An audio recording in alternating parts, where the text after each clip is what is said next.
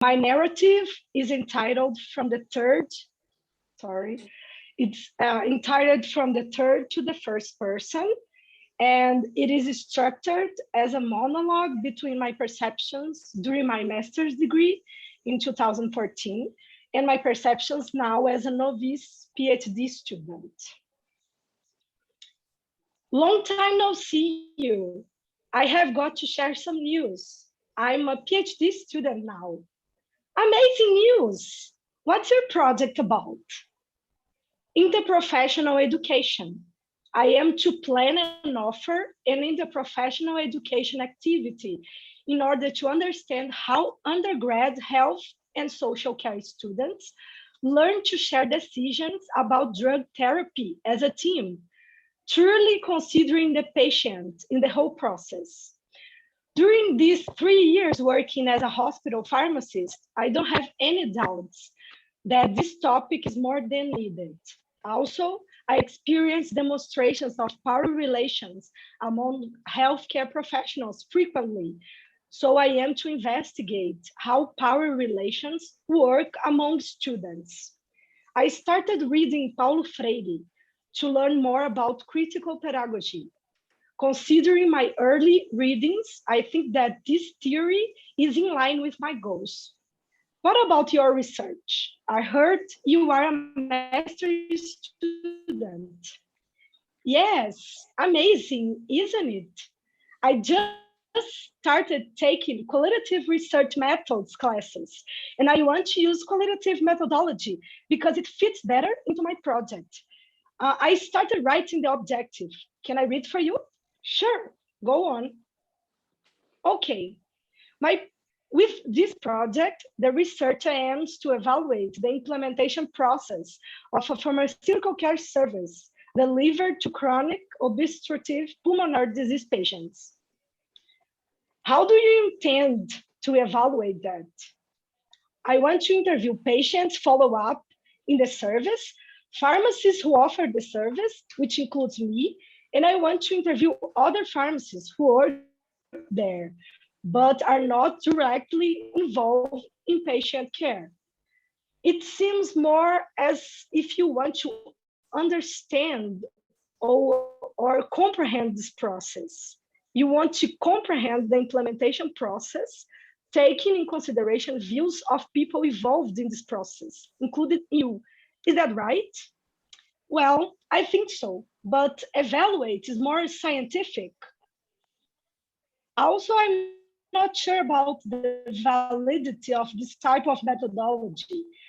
I was presenting my project in another class in which all novice graduate students are supposed, sorry.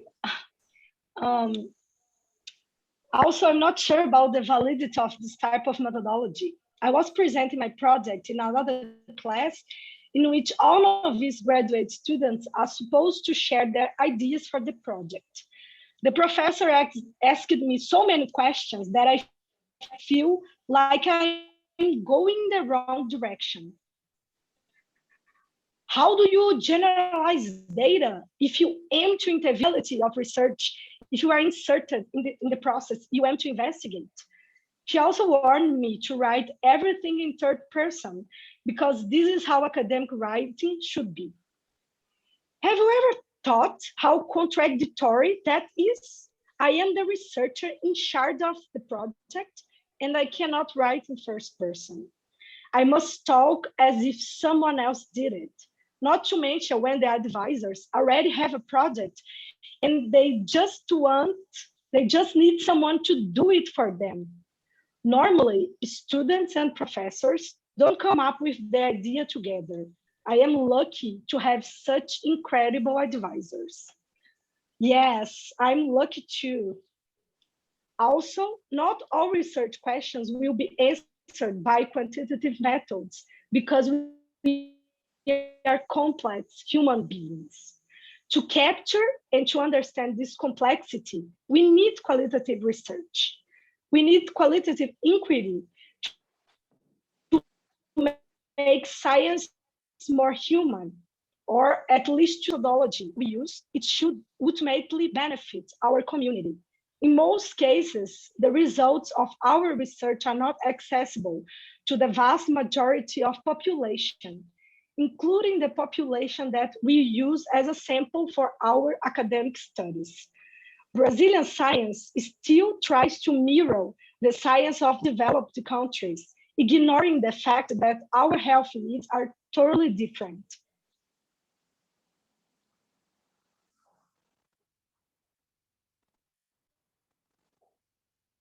By the fact that our science is mostly focused on the demands of developed countries, and therefore on the demands of the small portion of our white Brazilian population that holds social economic power. Science is not based on equity, but on doing research for those who can pay more for their results. Meanwhile, several diseases remain neglected and the evolution of health science persists unequal. I have never thought about it. Our research results are not accessible, are accessible only for a small portion of the population. It seems that our writing is valued as more scientific if it's harder to understand and not evocative at all. Science doesn't need to be boring, right? Totally. I have been reflecting on how we can, and if we can, and actually bring returns to our community. That's why I am inclined to address the question, what kind of researcher and professor do I desire to be? I'm writing down the journey of my thoughts and critical reflections about my role as qualitative research and as a future professor, if my dreams come true. Fantastic. I have a lot to study, but I'm even more interested in qualitative research now. Thank you so much for the conversation. I have got to go now because I have a class in a few minutes, but it was really nice talking to you. It was really nice talking to you too. Before you go, I just want to leave you with some thoughts and a question to think about. Who am I and what am I doing here? Occasionally, this question echoes in my head. When they ask you, who are you? What do you answer? Almost always, I respond, what is my profession? This student. My dream is to be a professor again. But before all that, I'm a person full of feelings, desires, fears, and dreams. Like research subjects, before being sampled, they are people too. And what about you? Who are you? What kind of researcher and professor do you desire to be? Thank you. Thank you, Kirla. So the next speaker is Kari. Where's Kari? And sorry, before we... Hi. Hi. Hello. We'll discuss at the end. Before you start, thank you, Kirla, for your presentation. And obviously we'll come back to the issues you raised about becoming the research rather than the researcher. Anyway, onwards to Kari. Okay, thank you. Can I share my screen? Yes, yeah.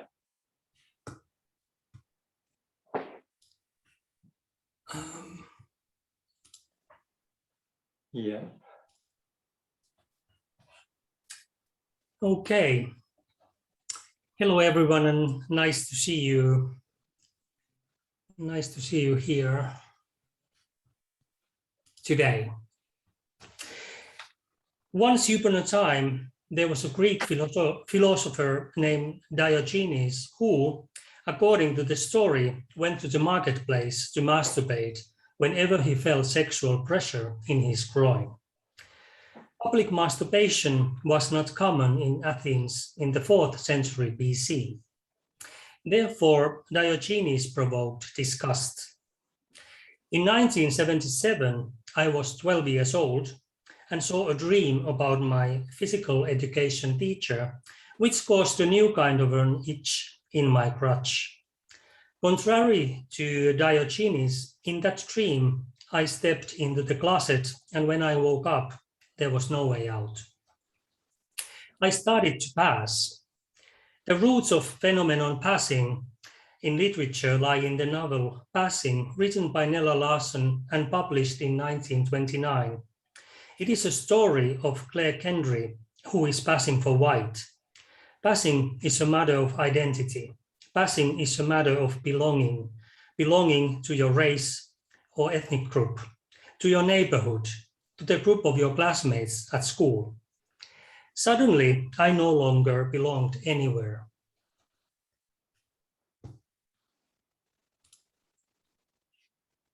I do sensitive poetic inquiry in the field of creative writing. I explore writing as a social act and focus on the processes of meaning formation while writing a partly autobiographical novel called A Dark Room of One's Own.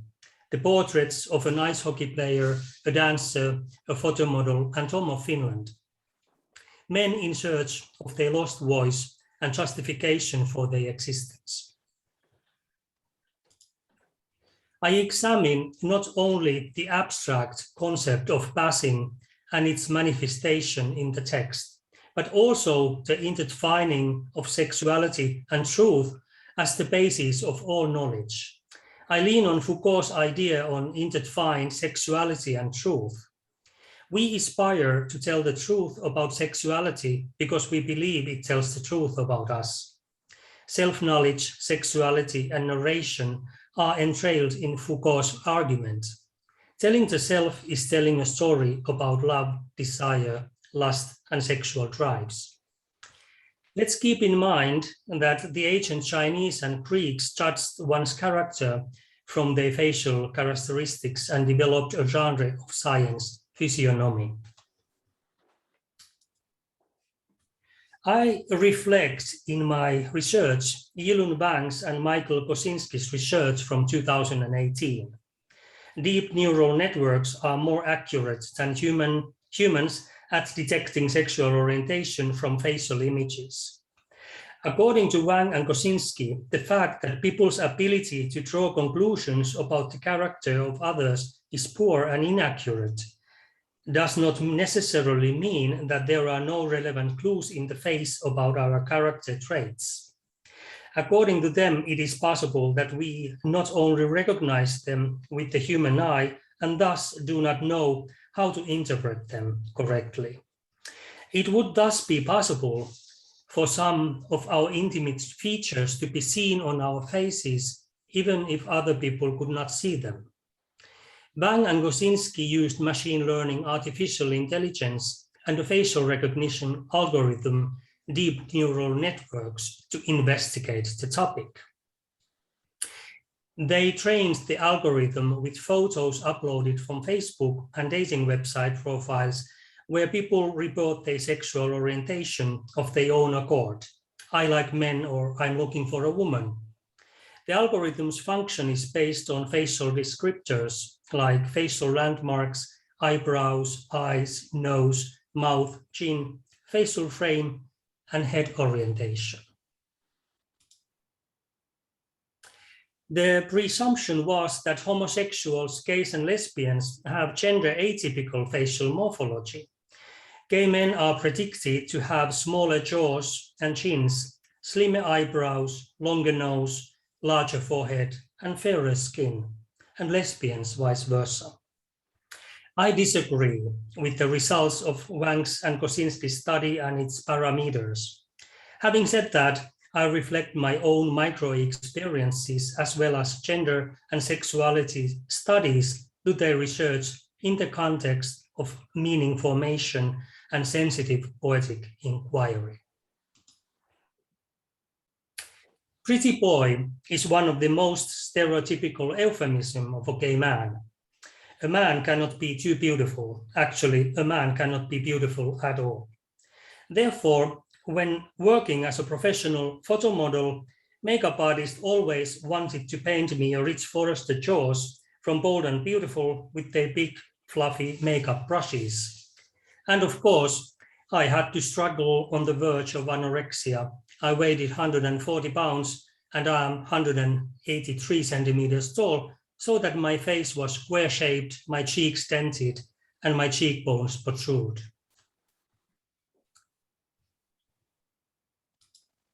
I look rigorously and closely the proofs and photos taken in 1990s Finland and recollect those micro experiences on the focus point in front of the camera as I reflect them from the viewpoint of today.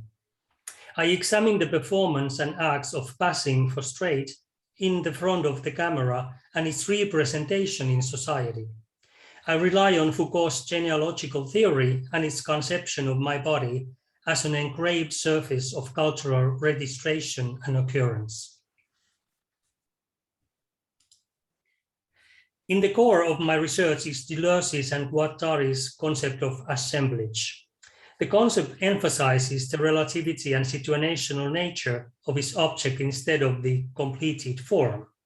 The meanings and roles it contains are formed only in relation to the other parts of the assemblage.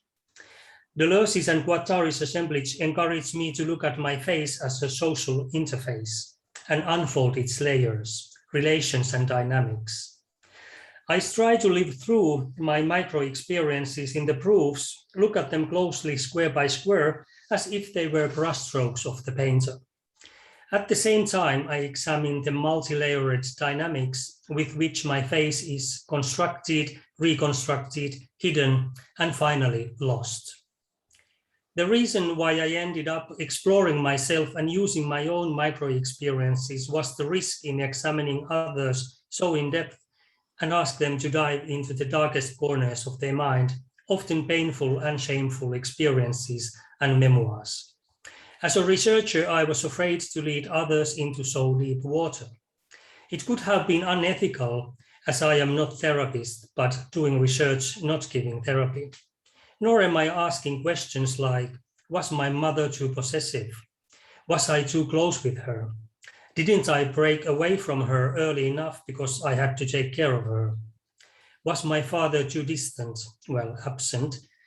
Didn't I pass my Oedipus complex correctly?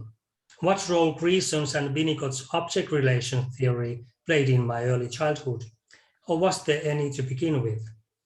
How about the Lacanian libidinal transitions in my case? Where did they go wrong? Where did I go wrong? Even though I have been asking these psychoanalytical questions myself since I was 12 years old, I needed to make new ones. How to describe a complex identity? What role the phenomenon passing play in the meaning formation process and vice versa? While male femininity and feminine men are still so despised and loathed. How to write about lifelong pretending while something imperative is buzzing underneath? My portrait tends to conceal and hide, lie when necessary, only insinuate and use euphemisms. It seeks to mislead. And most importantly, I wanted to ask what kind of voicings have been and still are possible to me. I cannot examine discrimination without the concept of intersectionality. What are the interrelationships between the various grounds of discrimination and how do they work and intersect, especially when the discrimination is hidden and involves disgust and contempt? Many thanks for listening. Thank you. Thank you, Kari. Thank you, Kari. That was great. Resonates with the last talk. We'll return to that later, but I'm just going to keep moving. And next we have Joanna Dos Santos from research to teaching territories. Is Hello. Joanna there? Yes, I'm here. Can you hear me?